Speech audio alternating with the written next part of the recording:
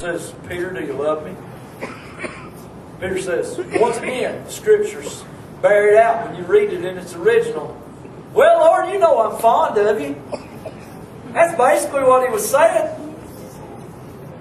Because that's that kind of phileo love that he was giving the Lord back. See, if you go back and study this, go get on the internet, get on your computer, pull up a lexicon, pull up a Greek manuscript, and you'll see, boy, it changes everything, because Jesus was asking for a all in all 100% devotion out of Peter, and Peter's back there going saying, well, Lord, you know I like you a whole lot. That's what he was saying. You know, that's kind of like I've had preachers that told me, I love you, and I know, no, you don't love me. You don't really love me. You're friendly with me. You know, how many times have I run across folks that you can tell when somebody really truly loves you. They love you more than for what you can offer them, or more than what you do. You know, you may hunt and fish, but they got to love you for more than that. They got to love you with a love that comes from deep within inside. It doesn't matter what color you are, or how big you are, or how little you are, how skinny you are, how fat you are. They don't look at those things. They love you from the inside. They love you with that God-given type of love. And so Jesus says, Peter, do you love me? And Peter's like, yeah, Lord, I like you a whole lot. You know, he didn't get it. He hadn't got it yet, Chad. He didn't get it yet. Jesus looks at him the second time. You notice he cut to the chase. He didn't ask him again, Peter, do you love these more than me? He didn't ask him that twice. He skipped that question on the second round. He just said, Peter, do you really love me? Well, yeah, Lord, you're a great guy. You're cool, man. We got Jesus people. We in the church because He's cool. We're in the church because the music's good. We're in the church because, hey, we got great food. But the Lord is looking for more. He's looking for more out of your life than you just liking the church. He's looking for more than you just liking each other. You know, some people, we just tolerate them. Christ says you need to love them with that kind of agape love. You know, how many of you know that Jesus was kind of a smart aleck at times himself? Because if you read it the third time, when Jesus asked him, Jesus kind of backs up and gets sarcastic with him. Because Jesus uses the same word for love that Peter does that time. Really, Peter? Are you just fond of me? Because the Bible says that Peter was grieved at him the third time he asked it. So you got to know the Lord just looked at him and said, Peter, do you really just like me? Is there not anything else in there besides you just like me? Have you been through everything we've been through? Have you seen the dead raised, the blinded eyes opened, the withered hand healed, the boy that was raised up out of his casket in the middle of it, and you just like me? Is that all? Peter, I'm looking for more than that. You're going to feed my sheep, man. You got to love me with real love. You got to love me from inside. You got to give everything. Listen, we look at the history of the book of Acts, and we look at Peter's own writings in 1st and 2nd Peter, and you see the transformation take place of this disciple. He goes from this arrogant fisherman by the time of his death, when he was taken out and crucified. And listen, the church tradition says that Peter asked to be crucified upside down because he was not worthy to die the same kind of death that his Lord died for us. You see, there was a transformation, and Jesus knew this. Jesus knew that if we grow as Christians, if we really grow as children of God, we'll learn to go from just being saved and just, hey, I'm really liking this, to growing to that place to where we say nothing else matters, and I love Him so much that I'm willing to surrender everything in my life to Him. Absolutely everything. We grow in grace and knowledge of the Lord, and the Lord allows us to fall. You know what? That's what I like about this place. Because here, you can fail, and the Lord will pick you up. And here you can fail, and we'll pick you up. Because, listen, somebody called me last night on the phone and talked to me for a pretty good while. And they said, man, I like coming to your place because you're different. And I thought, what do you mean I'm different? They said, well, you're just different. You're a different kind of preacher. And I said, well, how about explaining that to me? He said, well, I don't hear you condemning anybody and putting anybody down. I said, I want to tell you something. I said, we get the wrong idea because we think preachers are perfect. Honey, I'm going to tell you something. This old boy right here is far from perfect. I'm a long ways from being perfect. A long ways from it. And I understand that if I get my eyes off of Christ, if I get my faith off of what Christ has done for me, I'm going to walk out that door and I'm going to bust my hide in doing something that is stupid and fail Him. That's just how it goes. Nobody, no preacher, no deacon, no Sunday school teacher ever gets to the place that you are above where that you can't sin. It's just not like that. Listen, we are all human beings and we are all out to fall and fail, except we keep our eyes and our focus on Jesus Christ and what He done for you and I on the cross of Calvary. You see, the problem is me and you have a willpower. That's the problem.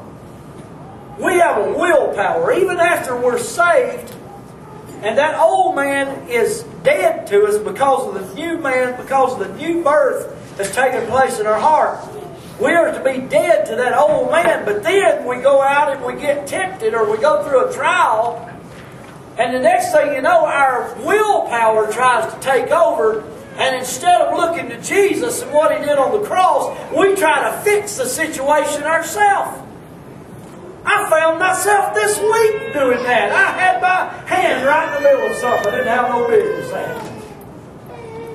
I should have just walked away and said, no, Lord, it's all yours. I give them to you. They're all yours. I'm not going to sit here and try to wrench this situation. I just give it to you, Lord. Lord, you're bigger than all my problems.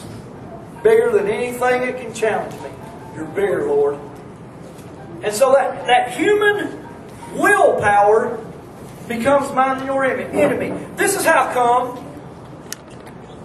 when you take somebody that's been an alcoholic and they go to AA and they get involved in AA. Now, I don't know if somebody here may have done that. I don't know. I'm not knocking you. But that alcoholic or that drug addict goes and they stand up every AA meeting or whatever and they're going to talk. They'll say, hi, my name's Bob. I didn't really mean that like that. Sorry, my name is Bill. Any Bills in here? My name is Bill. And I am a recovering alcoholic. And I've been sober for X. 30 years. They are not lying. They're not lying. They go and they stand up and they say, hi, I'm a recovering alcoholic. And they're not lying to you whenever they say that. Because I'm going to tell you something. When you put your faith in anything other than what Christ has done for you when He died on that cross, nothing will change. When they stand up there and they say that I put my confidence in a higher power. Listen, honey, anything can be a higher power, but there's only one Jesus Christ that delivers. Amen. And I want to tell you something. My daddy was an alcoholic. And I've heard people say once an alcoholic, you'll always be an alcoholic. But I'm going to tell you something. The day that Jesus Christ reached down in my daddy's heart When my daddy gave up on John, he just listen, he didn't promise God nothing. He didn't say, God, I'll be a better daddy. He didn't say, God, I'll go to church. He didn't say, God, I'll do this, I'll do that, I'll do... Listen, you can't make bargains with God. Forget it. It's either His way or the highway, honey. You don't have no choice in a bargaining match with God. But when my daddy was sitting in that Thunderbird craving a drink, and he knew he was about to lose every single thing he had, he called out and he asked the Lord to take that craving away from him. Take that alcoholism away from him. My daddy would sit as an old man and talk to me. And he'd say, son, I kid you not. I kid you not. The day Jesus Christ touched my heart sitting in that car, he said, I never once have ever craved another drop of alcohol since that day. I'm going to tell you something. John Weeks didn't need an AA meeting. John Weeks didn't need another way. Jesus said, I am the way, the truth, and the life. All Daddy needed to do was ask Jesus to take it away from him and count on Him and give up on himself. And he was clean. He was whole. He was clean. Never again an alcoholic. Wouldn't have to stand up and tell somebody, hi, my name is John, and I'm a recovering alcoholic. There was no recovery to it. When he surrendered, Jesus Christ took it away. It was gone. Just like that. But you see, that's too simple for most of us. Because we let our willpower get in the way. We let ourselves get in the way. We say, no, I got to do something. Ruth Ann, it ain't good enough just to ask the Lord to take it away. I've got to prove that I'm worthy. Honey, you'll never prove that you're worthy. I've heard people say, well, you shouldn't take communion if you're not worthy. Well, you tell me somebody that is worthy to take communion.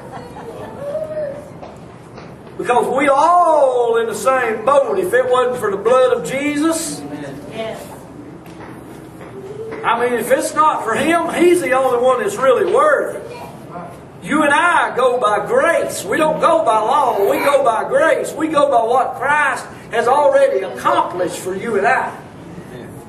This is one of the things that Jesus was trying to get Peter to understand with his life. Because Peter was like the rest of us. He had a big ego and a big willpower and a big motivation to try to always be doing something to prove his love for God. He didn't have to do anything to prove his love for the Lord, because the Lord knew his heart. Didn't Peter look at him and say, Lord, you know all things. You know how I feel about you. I mean, Peter sitting there kicking himself saying, yeah, he knows how I feel about him. I've just insulted him. And now he's got smart with me and threw it back at me.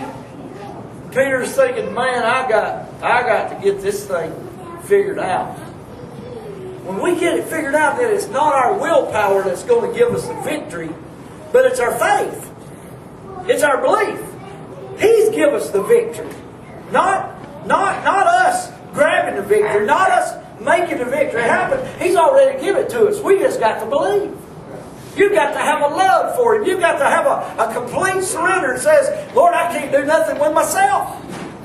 I can't do anything with this world. I can't do nothing with my kids. I can't do nothing with them idiots down there I work with.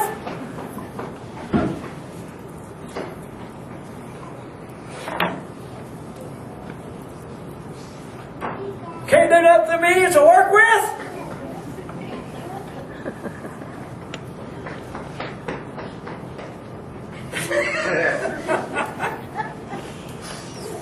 It's going to be all right.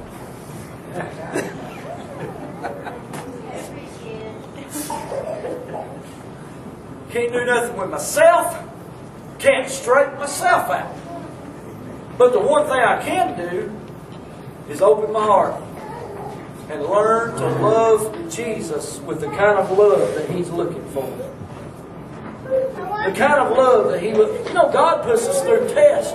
He tests our love. Tests us. I mean, He tests us in all kinds of ways. I'll give this for an example. I know we hate to talk about money in